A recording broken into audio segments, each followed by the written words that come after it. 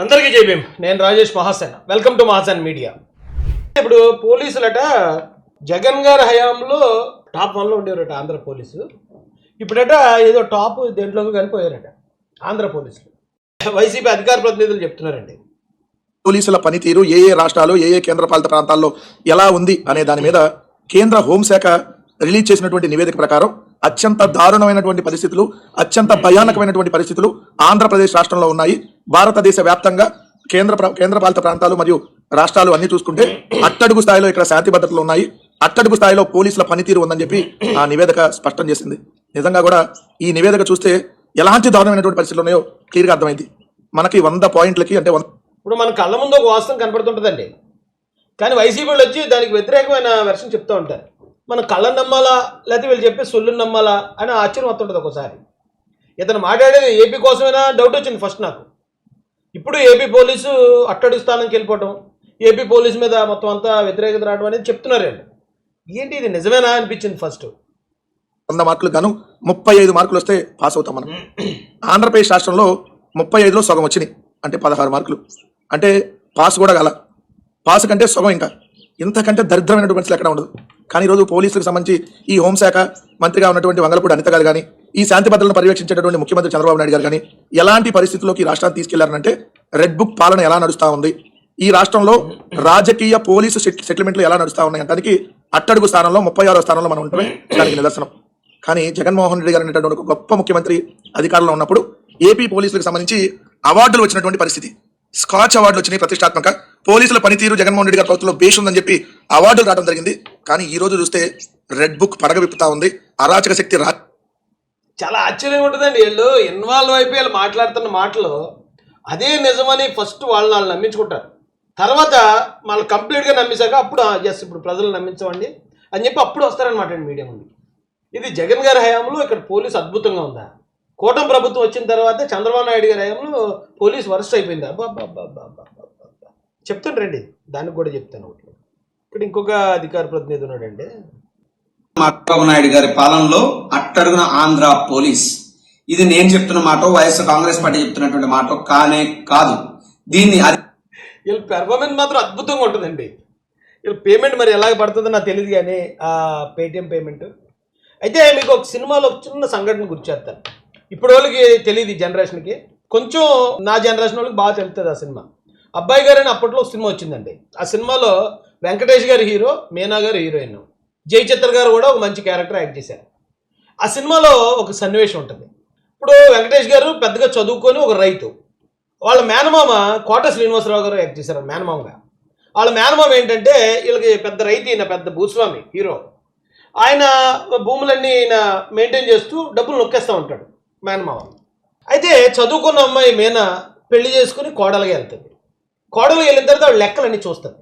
చూసి ఏంటండి మనకి ఎంత నష్టం వచ్చింది, చాలా నష్టాలు వచ్చాయి కదా అని చెప్పి వాళ్ళ భర్తను అడుగుతుంది. వెళ్ళి భర్తలు అడిగితే ఈయన పాపం చదువుకోలేదు కదా, అందులో వెంకటేష్ గారు నష్టాలు వచ్చాయా, ఏం నష్టాలు వచ్చాయి అంటాడు. ఏమండి చేపల చెరువులో కొబ్బరి బొండాలు పడి చేపలు చనిపోయండి, దానివల్ల మనకు ₹1,00,000 నష్టం వచ్చిందట. అలాగే బెల్లం బట్టి నిప్పంటుకుందట, ఆ బెల్లం బట్టి కాలిపోవడం వల్ల మనకు ₹2,00,000 నష్టం వచ్చిందట. ఇంకో చోట వరి కుప్పలో తగలబడిపోయాట, ఆ తగలబడడం వల్ల ఒక ₹6,00,000 నష్టం వచ్చిందట. ఇగో క్లియర్గా రాసుంది ఇక్కడ అని చూపించదు హీరోయిన్. వెంకటేష్ గారు చూస్తారు, ఏంటి ఇవన్నీ నాకు తెలియదు కదా, ఇవన్నీ ఎప్పుడు జరిగాయి అంటాడు. అప్పుడు అక్కడికి ఈయన వస్తాడు, ఈ డబ్బులు లొకేషన్ ఆయన ఉన్నాడు కదా, కోట శ్రీనివాసరావు వస్తాడు. వచ్చి ఆయన చూస్తాడు, ఏంటమ్మా ఏంటమ్మా ఇన్ని నష్టాలు వచ్చాయని రాశారు కదా, మరి డబ్బు అంతా ఏమైంది, ఇది వెంకటేష్ గారు ఏమో అలాంటివి ఏం జరగలేదు అంటున్నాడు అంటే. అప్పుడు కోట శ్రీనివాసరావు గారికి ఇలాగే వైసీపీ వాళ్ళలాగే, భలేదు అనుమా నీకు చదవటం సరిగా, ఇప్పుడు ఇంగ్లీష్ మీడియం చదువులు కదా నీకు అర్థం అవ్వలేనట్టుంది, ఎదిలిగి నేను చదువుతానని చెప్పి ఆ బుక్ తీసుకుంటాడు. బెల్లం బట్టి తగలబడిపోవడం వల్ల వచ్చిన లాభం $2,00,000, కొబ్బరి బొండాలు పడి చేపలు చచ్చిపోవడం వల్ల వచ్చిన లాభం $1,50,000, వరి కుప్పలు తగలబడిపోవడం వల్ల వచ్చిన లాభం $5,00,000 అని చెబుతాడు. అయితే జస్ట్ తిరిగేసి అబ్బాయి చదువుకోలేదు కదా పాపం వెంకటేష్ గారికి ఏం అర్థం అవుద్ది అనుకుంటాడు అతను. వెంకటేష్ అప్పుడు ఆలోచించి, ఎరా చేపలు చచ్చిపోతే లాభం వచ్చిందా, వరి కుప్పలు తగలబడిపోతే లాభం వచ్చిందా, బెల్లం బట్టికి నిప్పంటు కూడా లాభం వచ్చిందా అని పాయింట్ అర్థం చేసుకుని అతను కొట్టి తరిమేస్తాడు. వీళ్ళు కూడా సేమ్ అలాగే, జస్ట్ అక్కడ అన్యాయం జరిగిందని వీళ్ళకి తెలుసు, కానీ అదే న్యాయం అన్నట్టు క్రియేట్ చేస్తారు. ఎగ్జాంపుల్ అండి, జగన్ గారి హయాంలో అర్ధరాత్రులు గోళ్ళు దూకెళ్ళి 70-80 సంవత్సరాల ముసలోళ్ళని అరెస్ట్ చేసేవారు పోలీసులు. సిఐడి అనే ఒక డిపార్ట్మెంట్ సినిమాల్లో మేము చూసినప్పుడు అయితే పోలీస్ డిపార్ట్మెంట్ ఛేదించలేని కేసుని మీరు చేయలేకపోతున్నారా, ఆమె సిఐడికి అప్ చెప్తున్నా అంటే సిఐడి ఆఫీసర్ కోర్టు సూట్ వేసుకుని దిగి ఆ కేసుని ఛేదించాడు. సినిమాల్లో సిఐడి ఆఫీసర్ అంటే అంత వాల్యూ. సిఐడి అని ఒక సీరియల్ కూడా వచ్చి చూడండి. సిఐడి అంటే అంత గొప్ప. కానీ అదే సిఐడిని జగన్ గారు ఏం చేశారండి, ఫేస్బుక్లో పోస్ట్ పెట్టారని, లేకపోతే వాట్సాప్లో కామెంట్ షేర్ చేశారని 70-80 సంవత్సరాల ముసలిళ్ళు కూడా అరెస్ట్ చేసేవారు వీళ్ళు. దాంతోపాటు ఈ రోజున ఐపీఎస్ ఆఫీసర్లు, ఐసీలు, ఎస్పీలు కూడా సీతారామాంజనేయులు గారు ఎక్కడ ఉన్నారు ఈ రోజున? ఆయన అడిషనల్ డీజీపీ అనుకుంటా, జైల్లో ఉన్నాడు. మరో డీజీపీ పివి సునీల్ కుమార్ ఎక్కడ ఉన్నాడు? సస్పెండ్ అయిపోయి ఇంటి దగ్గర కూర్చుని ఉన్నాడు. ఏమంటే విశాల్ గున్ని, కాంతిరాణా టాటా ఇలాంటి సూపర్ డూపర్ ఐపీఎస్ ఆఫీసర్లు అందరూ కేసులు ఇరుక్కున్నారు. కారణం ఎవరు? వాళ్ళ కెరీర్లో వాళ్ళు చాలా చోట్ల పనిచేశారు. కానీ గత 5 సంవత్సరాలు చేసిన పని జగన్మోహన్ రెడ్డి గారు వైసీపీ నాయకులు చెప్పిన పనులు చేయటం వల్ల ఎలాంటి ఆఫీసర్లు ఈ రోజున కేసులు ఇరుక్కున్నారు. అప్పుడట ఏపీ పోలీసు నెంబర్ 1లో ఉందట ఇటు చెప్తున్నాడు. వైసీపీ అధికార ప్రతినిధులు పోలీసు వాళ్ళు కేసులు ఇరుక్కున్నప్పుడు, పోలీసు వాళ్ళతో నేరాలు చేయించినప్పుడు, పోలీసు వాళ్ళు అర్ధరాత్రులు అక్రమ అరెస్టులు చేసినప్పుడు అట ఇండియాలో టాప్లో ఉన్నారట. ఇప్పుడు పోలీసులు వాళ్ళ డ్యూటీ వాళ్ళు చేస్తున్నారు. వాళ్ళ డ్యూటీ వైసీపీ వాళ్ళు ఏమి ఎప్పటికప్పటికి ఏమి అరెస్టులు చేసేయట్లేదు. మరీ ఎవడో వాళ్ళు కొవ్వెక్కిపోయిన వాడిని అరెస్ట్ చేస్తున్నారు. దానికి తగ్గ సెక్షనే పెడుతున్నారు అక్కడ. లేకపోతే వెంకటరెడ్డి గారు బయటకు వద్దుడా? ఆ రోజు నిజంగానే పెద్ద సెక్షన్ ఏదైనా పెట్టి ఈయన రానో కూడా బయటకు అనుకుంటే ఆడు బయటకు వద్దుడా? ఉన్న ఎంతవరకు మాట్లాడాడు అంతవరకు కేసు పెడుతున్నారు. ఎవరెవరిని అరెస్ట్ చేయాలి వాళ్ళే అరెస్ట్ చేస్తున్నారు. అంటే వాళ్ళ డ్యూటీ వాళ్ళు సక్రమంగా చేసుకుంటా ఉంటే వాళ్ళు 15 మార్కులకు పడిపోయారట. వాళ్ళ డ్యూటీ ఈ క్రిమినల్ గారు చెప్పిన పనులన్నీ చేసి, ఆ క్రిమినల్ పనులన్నీ చేసి జైల్లో పోతే వాళ్ళు టాప్లో ఉన్నట్టు. నీ మడ్ డ్రామాలు కానీ గొప్ప డ్రామాలు ఆడుతున్నారు రా బాబు మీరు. అది ఎంత చూసినా ఎర్రి ఎంగలప్పలు ఉంటారు కొంతమంది, పేటీఎం కుర్రోళ్ళు, వాళ్ళ కుటుంబాలు, ఆ సాక్షి టీవీ, సాక్షి పేపర్ చదివే ఎర్రి ఎంగలప్పలు ఉంటారు కొంతమంది. వాళ్ళకి వీళ్ళు చెప్పిందే వేదం. చేపల చెరువుల్లో కొబ్బరి బొండాలు పట్టి చేపలు చచ్చిపోతే 2 లక్షల లాభం వచ్చింది అన్నారు అనుకో, వాళ్ళు నమ్మేస్తారు. బెల్లం పట్టికి నిప్పు అనుకుని బెల్లం పట్టి అంతా తగలబడిపోతే 5 లక్షల లాభం వచ్చిందని నేను చెప్పారు అనుకోండి, వాళ్ళు నమ్మేస్తారు. బుర్ర బుద్ధి ఉండదు ఏంటండి? మనం బతుకుతున్నాం పెంట మీద, అవి బతుకుతున్నాయి, దానికి మనకు తేడా ఉండాలి కదా. ఏంటి ప్రచారం ఏంటి?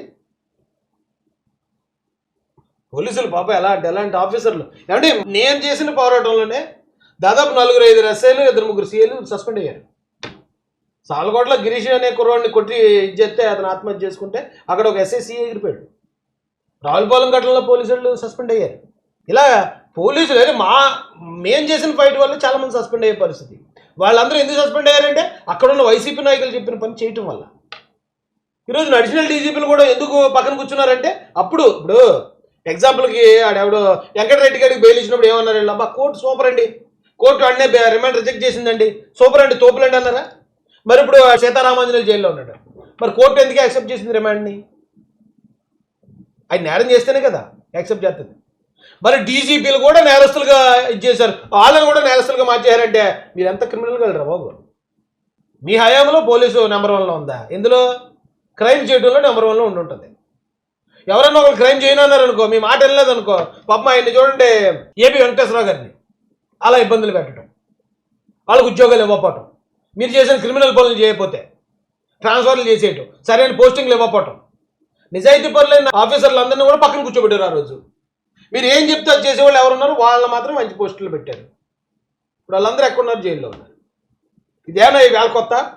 గతంలో కూడా జగన్మోహన్ రెడ్డి గారితో పాటు ఆవిడెవరు శ్రీలక్ష్మి గారు, ఆవిడ ఏకంగా సివిల్ స్టాపర్ అట, ఆవిడ కూడా జైల్లో పెట్టించారు. మీరు ఎంతోమంది అధికారులను జైల్లో పెట్టించారు. అప్పుడు కూడా మీరు చెప్పిన క్రిమినల్ పనులు చేయటం వల్ల. మీరున్నప్పుడు టాప్లో ఉన్నారు అధికారులు, మీరు పోయాక మళ్ళీ ఫ్లాప్ అయిపోతున్నారా? చెప్పుకోవడం సిగ్గానే ఉండాలి కదరా. అదండి పరిస్థితి. ఉంటాను సార్, వీలైతే అందరూ ఒకసారి లైక్ చేసి దీన్ని షేర్ చేయండి. ఎందుకంటే మనం ఛానల్ మళ్ళీ రీస్టార్ట్ చేస్తున్నాం కాబట్టి ఇది ఎక్కువ మందికి రీచ్ అయ్యే అవకాశం ఉంటుంది. రిక్వెస్ట్ చేస్తూ జై భీమ్, జై భారత్, జై జమాసాల, జై తెలుగుదేశం, జై చంద్రబాబు, జై లోకేష్.